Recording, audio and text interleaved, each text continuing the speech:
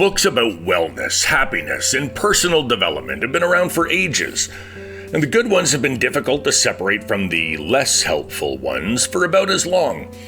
And one of the earliest books in the genre, Think and Grow Rich, remains a widely sold book today despite its author having been found to be an unmitigated grifter and liar and an all-around dreadful person. It's tough for the average person to know which books have a solid base in evidence and which are being written solely for grifting purposes. Now, my name is Eric Bowman. I'm the communications specialist at the Canadian Psychological Association, and this is Mindful.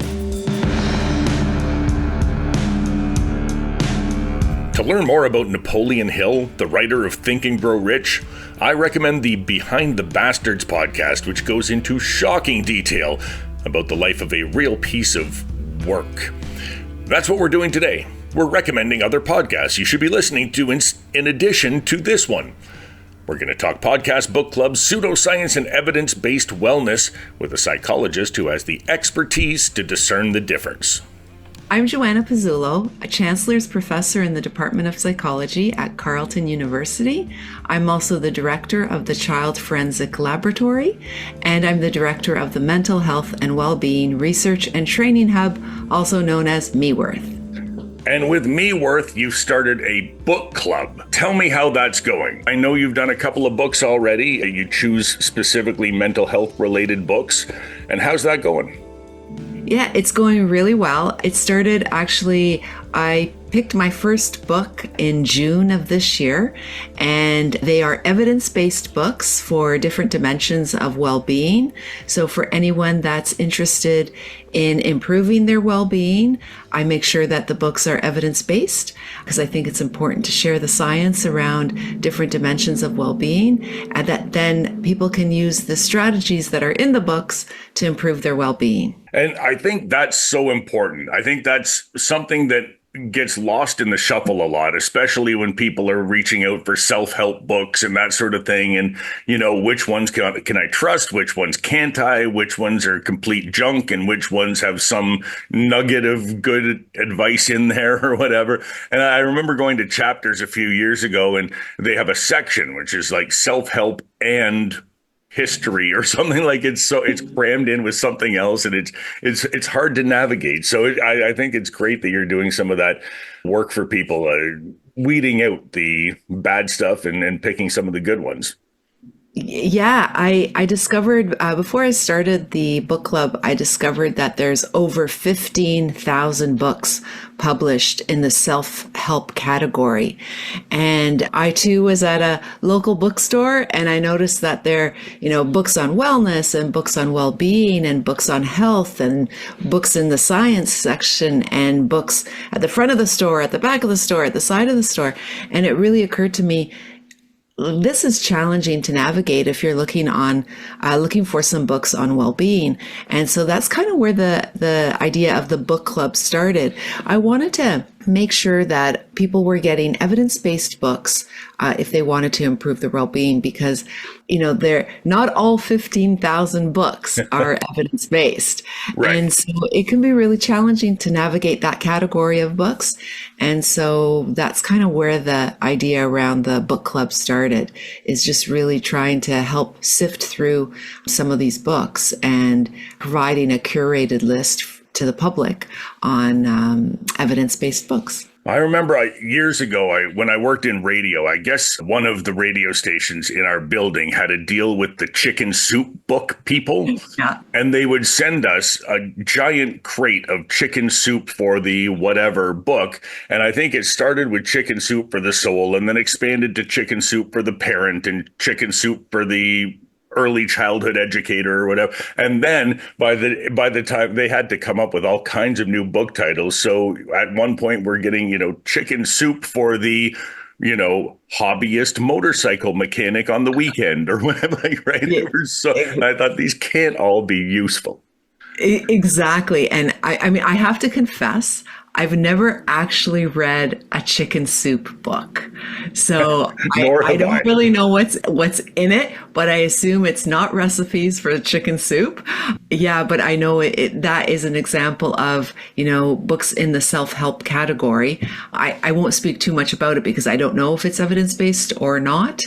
But, it's, as I say, it's an example where an idea sort of spanned into lots of other books in the same sort of domain. Yes, yes. And I think once you have some sort of franchise like that and you have to keep it going, presumably you get less evidence based over time as you expand your oeuvre.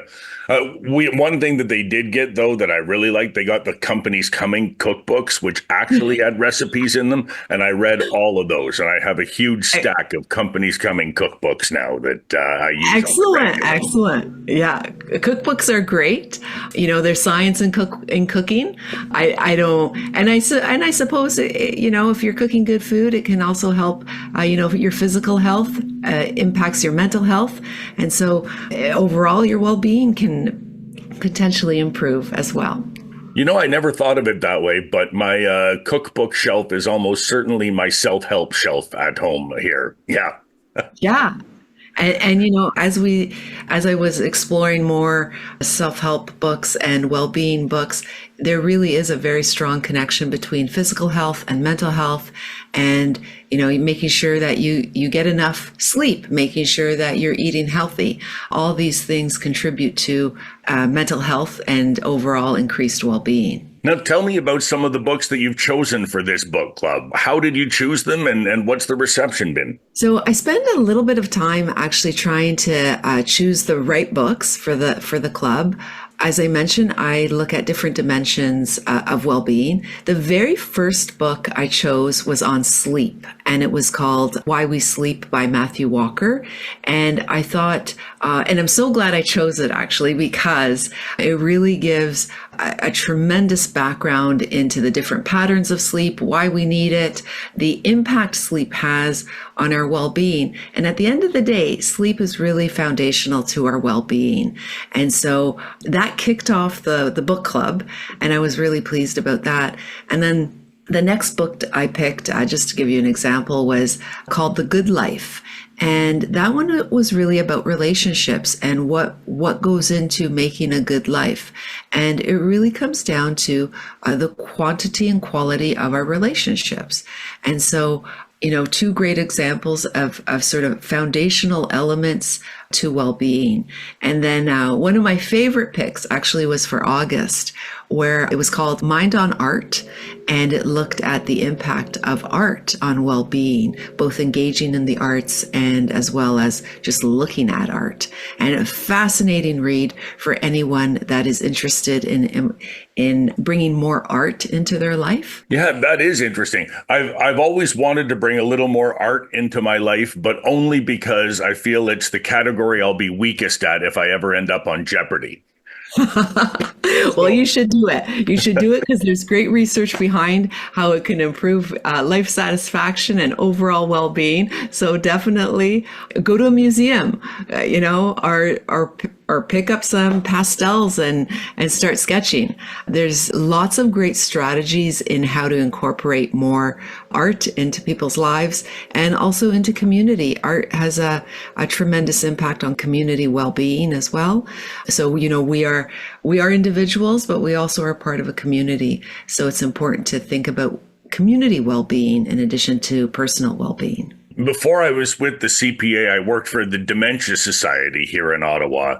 And there was a program that the National Art Gallery had where they would bring people living with dementia and their caregivers to the art gallery and take them on a very specialized tour that took them to certain paintings that had certain meanings and provoked a certain response in them. And it was really interesting to see. And that ended up evolving into a much larger art program where people would go and take art classes lectures and then do displays, and there were art showings. And yeah, it really did build a tremendous sense of community. It really did. It really does. It's still going on. I actually was looking at that program. Once I read the book, I wanted to look at some of the programs that are available at local museums and art galleries. And I stumbled across the very program you're talking about. And I thought, wow, what a fantastic example of how what I just read in, Mind on Art is actually being applied in the real world. So it was a fantastic connection between the books and what's happening in the real world on how to improve well-being. Yeah, and what's the reception been like for the book club up until now?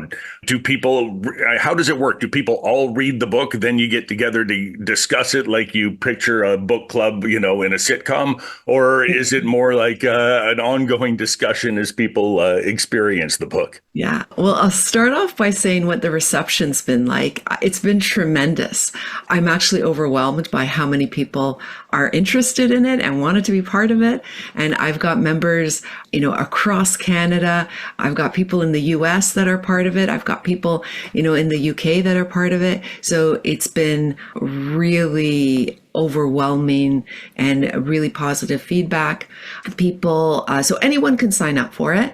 And once you sign up, you get a monthly newsletter with my pick of the book for the month, and as well as my review of the book and some discussion questions. And so the club is an electronic discussion board where people can talk to each other on this discussion board.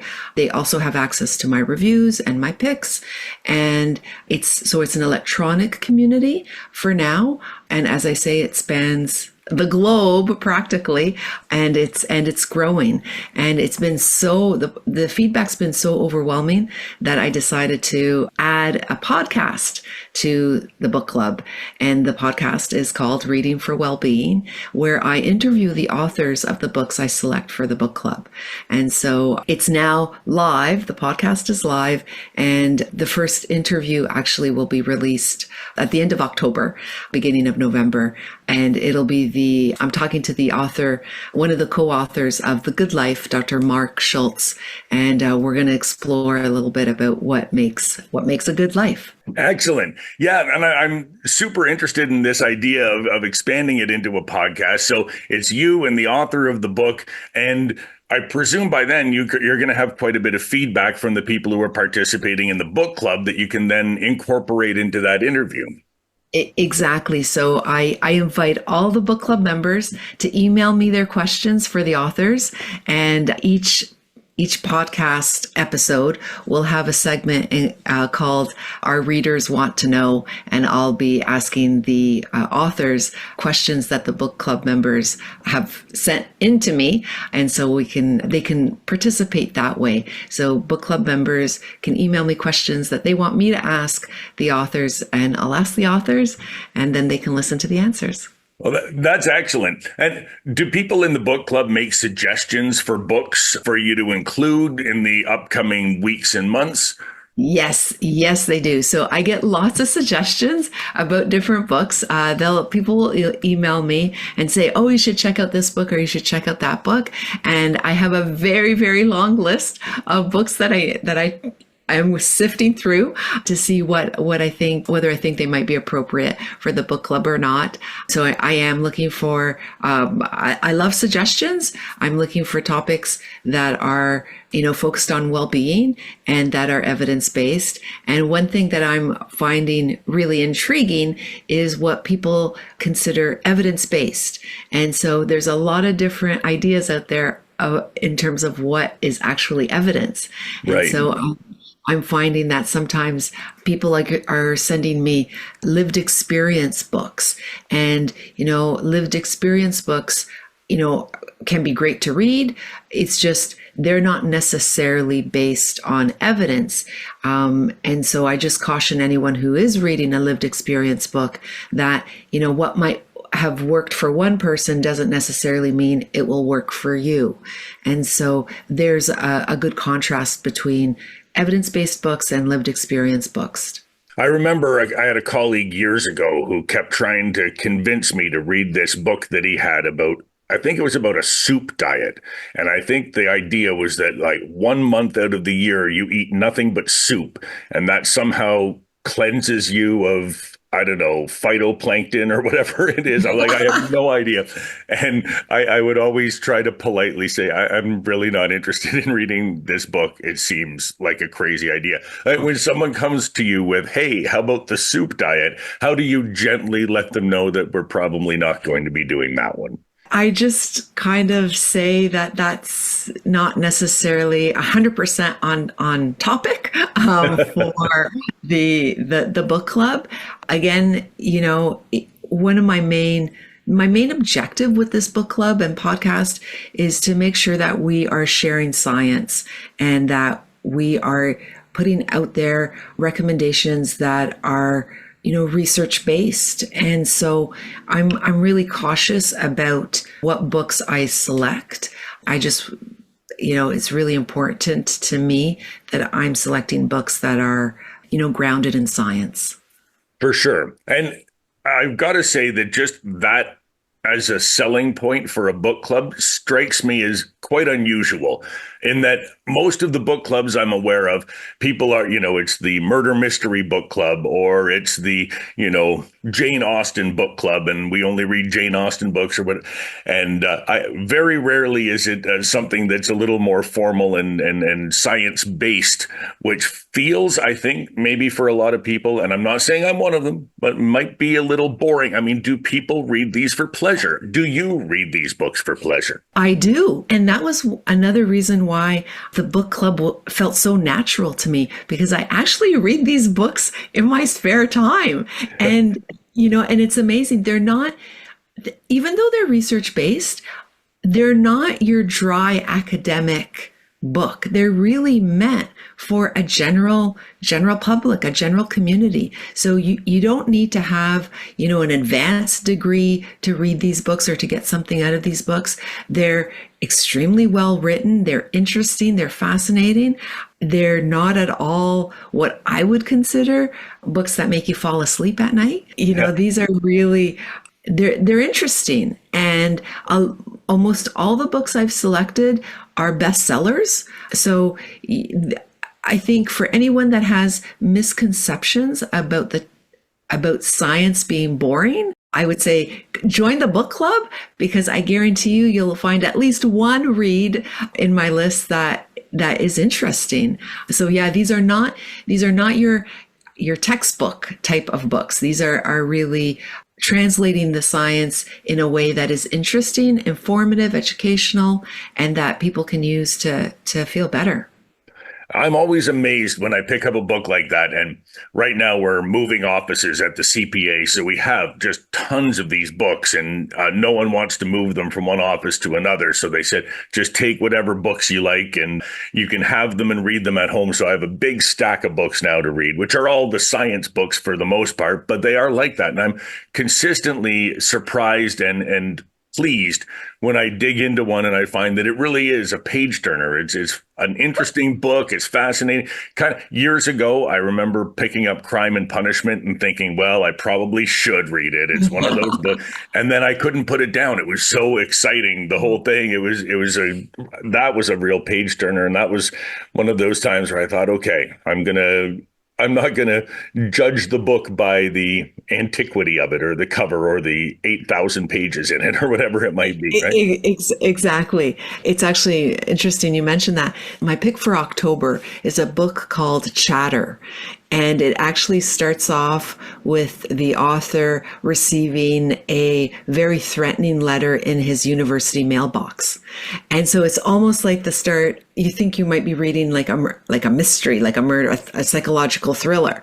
But it turns out to be how, those thoughts we have can really impact how we live and how can we change the dialogue in our head to make it more functional in a way.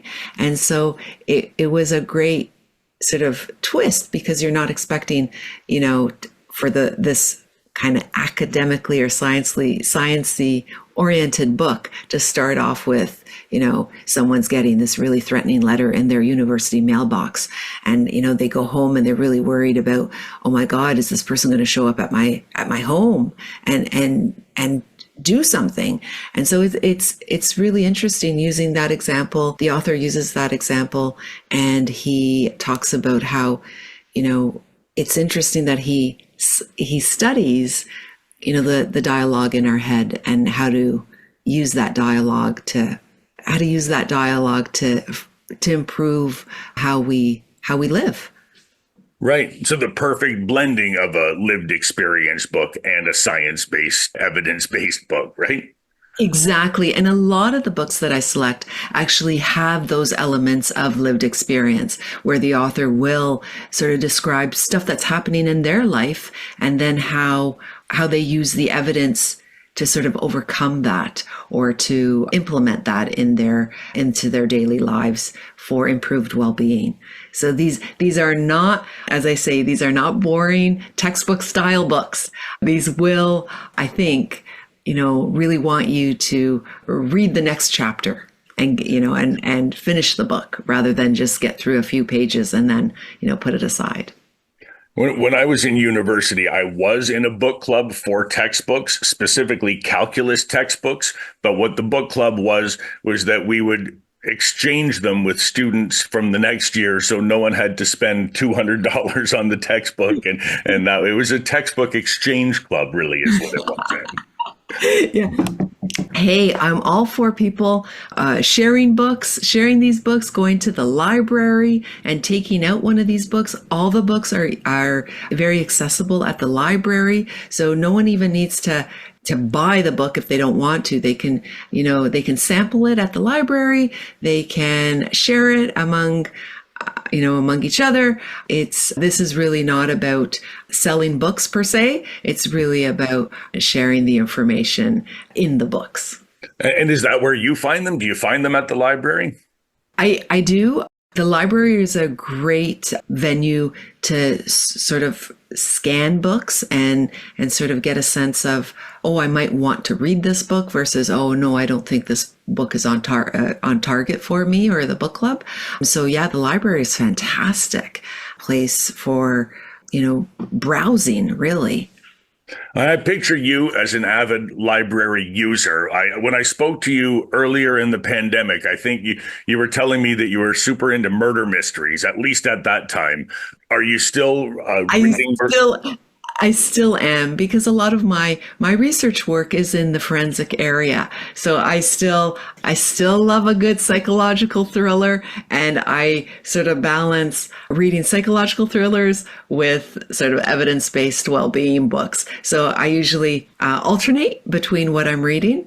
But yeah, I love a good page turner for sure. A good murder mystery, absolutely. Nice. I'm wondering, I guess, is the fact that you work in this forensic space during your day of most of the time, do you worry that, are there some of those books that may be forensic based? Do you have maybe a bias toward, maybe I'll go with something a little more forensic? Or are you trying to stay completely clear of that? Or does that even enter your mind? Is that not even a thing? Yeah, I actually would love to create a psychological thriller list for a different audience, maybe. But they are really sort of two kind of distinct areas. And they haven't really crossed paths yet. So there might be a book that I choose for book club that also will sort of have a forensic flavor to it. But so far, they're pretty independent and pretty separate. And I'm wondering, too, if the idea that you're going to interview the authors on your podcast, if that sort of limits the selection you have in a way, because you need to make sure you pick a book whose author is still alive. That's a great question. I hadn't thought of that. It just so happens that the books I've selected so far, almost all the authors have agreed to do the podcast. So, but I didn't really even think that to choose books where the accessibility to the author would be there, but it's turned out it has been there so far. But now that you raise it, that's a good criteria for me to think about when I'm choosing the next book. Well, and I'm thinking too that if you're aiming to find the best evidence and the best science and all that then you're more likely to find something more recent. It's probably less likely that something published in the 1890s would have the best up-to-date science and evidence, right? Exactly. I try to pick books that are fairly current. There was one book I'm choosing actually for November, and it's a little bit on the older side. And when I say a little bit on the older side, I'm thinking maybe, I think it's 8 years or so, but it's a good one. That was one where, things have changed, and you do realize as you're, I think sometimes we think, oh, research doesn't change. You find something out and it remains constant, but it actually does change. And so you have to be cautious that you want to be putting out there information that's current. And if you are choosing books that are, 10 or 20 years old, it may be a little bit out of date. And so you do have to be sort of conscious of, okay, this was in the past 5 years. So the information is still relatively up to date. But if you're going sort of beyond that, you do need to think about, is this still relevant? Is this still current? Has the research changed at all on a particular topic? And where will people be able to find your podcast? It's available wherever you get your podcasts, Spotify, Apple. Check out Reading for Wellbeing, and it should pop up for you. It's also, if you visit the MeWeRTH homepage, you will find a link to the podcast there and a link to the book club. Terrific. Well, we'll put all of those links in the show notes of this podcast episode. I always like to have people who do podcasts on this podcast because I feel like it's a great way to experience and find new stuff that people might be into.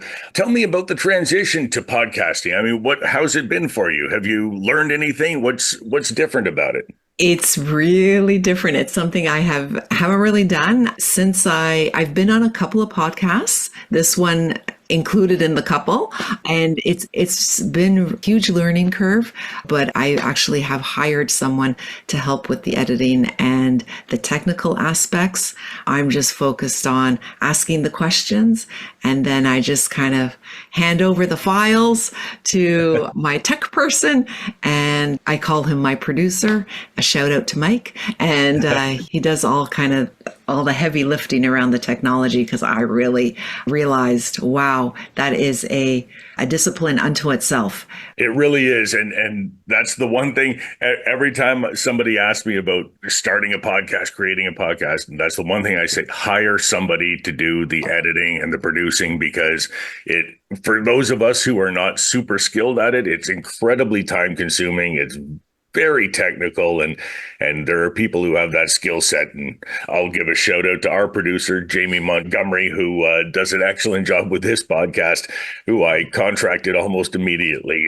Please do this, because I don't have the attention span for or the technical ability to really do it well, right? Yeah, I barely can read a book and do a review and, handle that aspect of it. I just didn't have the capacity, the knowledge, or the wherewithal to figure out the tech stuff as well. I think you'll find, and this is just a guess, but I think you'll find that once it launches and starts, if you have 1,000 people in your book club already, a ton of those people are going to migrate over to the podcast as well.